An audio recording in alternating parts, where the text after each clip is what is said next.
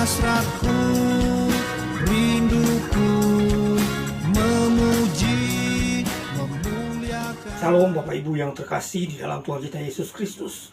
Untuk kali ini saya akan mengajak kita belajar tentang sosok malaikat yang fenomenal dalam Alkitab yang mengunjungi Maria pada malam Natal.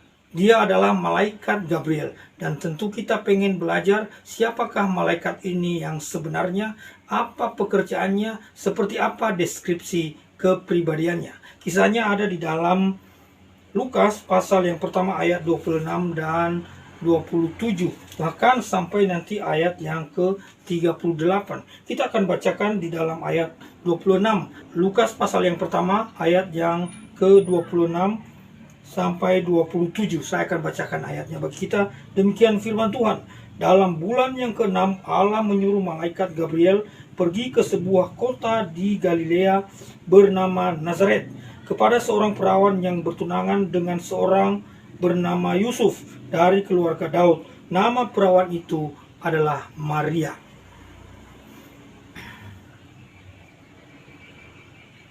Sesungguhnya Lembaga Alkitab Indonesia memberikan judul perikop ini pemberitahuan tentang kelahiran Yesus. Allah menyuruh malaikat Gabriel mendatangi Maria untuk memberitahukan kabar kesukaan bagi dunia tentang kelahiran Juru Selamat melalui rahim seorang perawan bernama Maria. Inilah kisah tentang Natal. Inilah pemberitahuan tentang kelahiran Juru Selamat dunia, Tuhan kita Yesus Kristus. Namun, untuk termin ini saya mengajak kita belajar tentang sosok malaikat Gabriel yang cukup fenomenal, yang cukup luar biasa, yang cukup dahsyat, yang menyampaikan kabar ini kepada Maria. Siapakah dia? Nah, untuk pertama-tama saya mau sampaikan kepada kita yang namanya malaikat itu bukan perempuan. Malaikat itu adalah laki-laki. Beda dengan konsep-konsep dalam ajaran kepercayaan lain, dalam ajaran agama lain. Seolah-olah malaikat itu perempuan, cantiknya kayak malaikat. Itu salah. Malaikat itu sesungguhnya adalah laki-laki, ya, angelos. Semua yang os-os dalam bahasa Yunani itu laki-laki. Theos, Kristos, Logos, dan seterusnya itu semua laki-laki. Jadi saya mau sampaikan kepada kita bahwa malaikat itu laki-laki. Jadi jangan pernah bermimpi suatu saat nanti mati bertemu dengan malaikat untuk suatu kepentingan seksual. Itu tidak ada sama sekali. Itu yang pertama. Yang kedua, malaikat itu adalah ciptaan Tuhan, pelayan Allah, dan tidak untuk disembah. Tidak diperkenankan untuk kita menyembah, memuliakan malaikat. Dan yang ketiga, malaikat adalah pelayan-pelayan Allah. Itu gambaran secara umum. Secara khusus kita mau melihat siapakah malaikat Gabriel ini. Kalau kita perhatikan siapa dirinya, malaikat Gabriel ini sudah terkenal jauh sebelum ia datang kepada Maria. Di dalam perjanjian lama, malaikat Gabriel ini sudah dikenal sebagai malaikat yang hebat, yang dahsyat. Dia adalah penghulu malaikat. Dia adalah salah satu pemimpin dari para malaikat yang lain, bersama dengan Mikhail dan penghulu-penghulu malaikat yang lain. Namun di dalam bagian ini kita melihat bahwa dalam teks aslinya di dalam bahasa Yunani itu tulisannya Gabriel. Dan kata ini pun ditransliterasikan dari kata Ibrani Gavriel. Ya, artinya adalah man of God atau warrior of God. Man of God, hamba Allah. Warrior of God, pejuang atau pahlawan Allah. Itu dijelaskan oleh malaikat Gabriel sendiri di dalam Lukas pasal yang pertama ayat yang ke-19. Disebutkan di situ. Akulah Gabriel yang melayani Allah, dan aku telah diutus untuk berbicara dengan engkau dan untuk menyampaikan kabar baik ini kepadamu. Ini adalah deskripsi tentang siapa malaikat Gabriel ini ketika ia menjelaskan dirinya kepada Zakharia. Pada waktu itu Zakharia sedang bertugas sesuai dengan tugasnya bersama dengan rombongannya. Ia mendapat penglihatan. ia dikunjungi oleh malaikat Gabriel untuk memberitahukan kabar kesukaan, kabar tentang kelahiran Yohanes Pembaptis dari rahim istrinya. Lalu kemudian ia tidak percaya, Zakaria tidak percaya, tetapi malaikat Gabriel menyatakan diri kepadanya, mengungkapkan kehendak Allah bahwa dia pasti akan melahirkan seorang anak laki-laki dan akan diberikan nama Yohanes, dan dia dikenal sebagai Yohanes Pembaptis. Nah, itu kira-kira gambaran secara khusus. Di dalam Perjanjian Lama, malaikat Gabriel ini dikenal sebagai malaikat yang telah datang kepada Daniel untuk mengartikan penglihatan-penglihatan yang diterima oleh Daniel. Jadi kita bisa melihat di dalam Daniel pasal yang ke-8, ya khusus ayat yang ke-15. Sedang aku Daniel melihat penglihatan itu dan berusaha memahaminya, maka tampaklah seorang berdiri depanku yang rupanya seperti seorang laki-laki, dan aku mendengar dari tengah sungai Ulai itu suara manusia yang berseru, Gabriel, buatlah orang ini memahami penglihatan itu. Jadi ada malaikat Gabriel yang disuruh untuk memberikan penjelasan, pemahaman, mengartikan penglihatan yang dilihat oleh Daniel, yaitu domba jantan dan kambing jantan. Itu dia muncul di dalam pasal yang ke-9 juga ya, untuk mengartikan, menjelaskan arti daripada 70 kali 7 masa ya, muncul di dalam pasal yang ke-9 ayat 21 ya. Sementara aku berbicara dalam doa, terbanglah dengan cepat ke arahku Gabriel, dia yang telah kulihat dalam penglihatan yang dahulu itu pada waktu persembahan korban petang hari. Jadi ada malaikat Gabriel yang telah menolong Daniel di masa-masa pembuangan ketika Daniel berseru-seru kepada Tuhan, dan Allah menyatakan kemuliaannya. Allah memberikan penyingkapan-penyingkapan, mengungkapkan kebenarannya kepada Daniel melalui penjelasan yang disampaikan oleh Gabriel ini, oleh malaikat Gabriel ini. Jadi malaikat Gabriel ini adalah malaikat yang telah muncul dalam Perjanjian Lama dan dikenal sebagai salah satu dari 3 penghulu malaikat yang dikenal di dalam ajaran iman Kristen.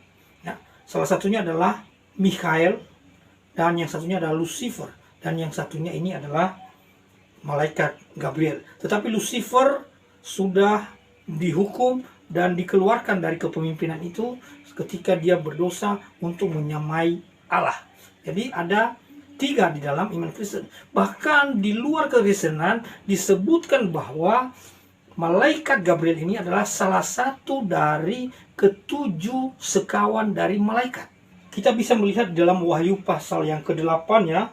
Lalu aku melihat ke-7 malaikat yang berdiri di hadapan Allah, dan kepada mereka diberikan 7 sangkakala. Dan banyak penafsir-penafsir, terutama catatan-catatan di luar kekristenan, menafsirkan bahwa ke-7 malaikat itu salah satunya adalah malaikat Gabriel. Dia adalah malaikat yang ke-7 ya. Jadi kira-kira di dalam pasal 10 ayat yang ke-7, tetapi pada waktu bunyi sangkakala dari malaikat yang ke-7, yaitu apabila ia meniup sangkakalanya, maka akan genaplah keputusan rahasia Allah.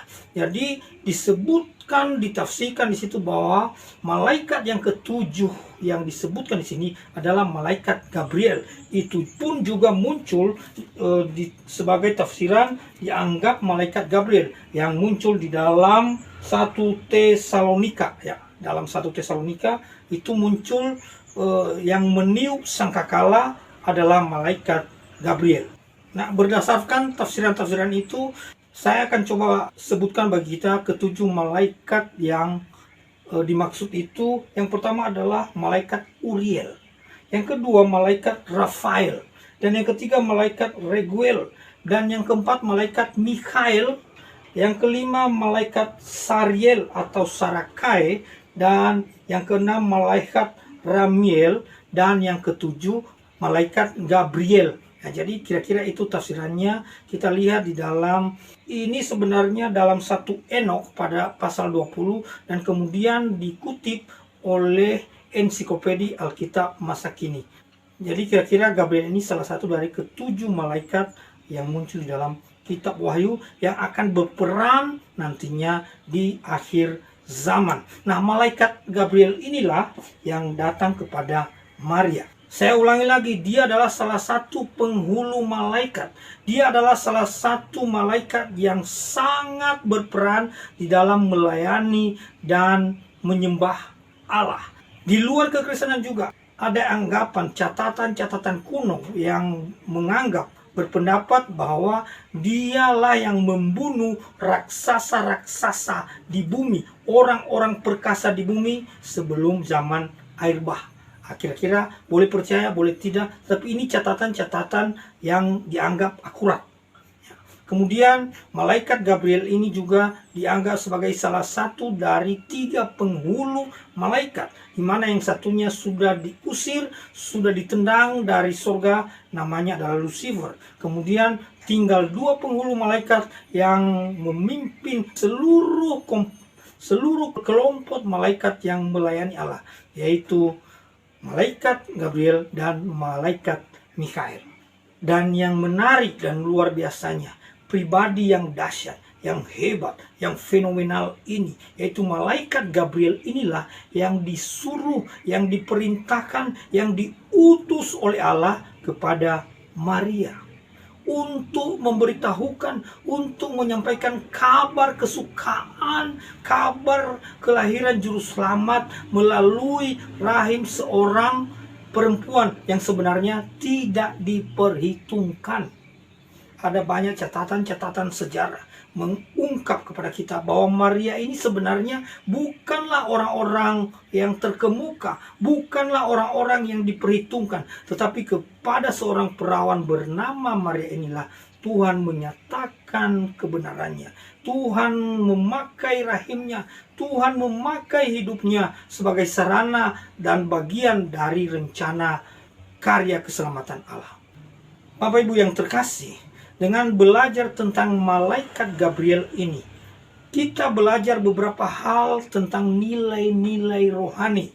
Ya, kalau kita lihat perikopnya ada banyak. Ini tentang Maria, ini tentang kabar kesukaan, ini tentang respon Maria. Tetapi khusus ketika selesai kita belajar sedikit tentang malaikat Gabriel, ada beberapa nilai rohani yang bisa saya bagikan untuk kita. Yang pertama dulu, saya mau sampaikan kepada kita bahwa jangan sesekali pernah menyembah yang namanya malaikat. Malaikat apapun tidak boleh disembah. Malaikat adalah ciptaan Allah, malaikat adalah pelayan Allah, tidak untuk disembah. Nilai-nilai rohani yang saya mau bagikan bagi kita adalah bahwa Allah menolong kita melalui para malaikat. Walaupun pandangan ini bersifat kontroversial, karena ada yang berkata bahwa malaikat sudah tidak berperan untuk zaman sekarang. Tapi saya percaya, yakin, ada banyak kesaksian-kesaksian yang tidak terduga menunjukkan bahwa malaikat masih berperan. Allah masih memakai malaikat untuk pekerjaan-pekerjaan secara khusus, untuk pertolongan-pertolongan secara luar biasa bagi orang-orang tertentu, untuk menyatakan kebenarannya, untuk menyatakan pertolongannya kepada saya, kepada kita semua, kepada orang-orang yang takut akan Dia. Itu yang pertama. Yang kedua, Allah menyatakan rencana dan kemuliaannya kepada manusia melalui malaikat. Allah bisa saja menyatakan kemuliaannya kepada kita melalui malaikat. Maka oleh sebab itu kita harus senantiasa terus berdoa, memohon pertolongan dan hikmat Tuhan. Dan bukan tidak mungkin bahwa malaikat diutus kepada orang-orang tertentu, bisa saja kepada kita, untuk menyatakan kemuliaannya, untuk menyatakan rencananya. Maka kita pun harus percaya kepada Allah, bahwa Allah menolong kita, bahwa Allah menyatakan kemuliaannya melalui pelayan-pelayannya, melalui malaikat.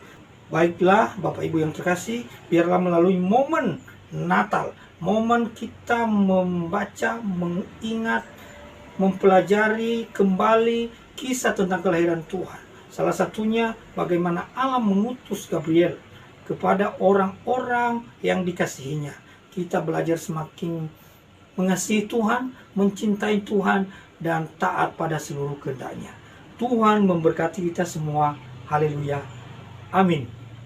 Hidup hasratku, rinduku, memuji, memuliakan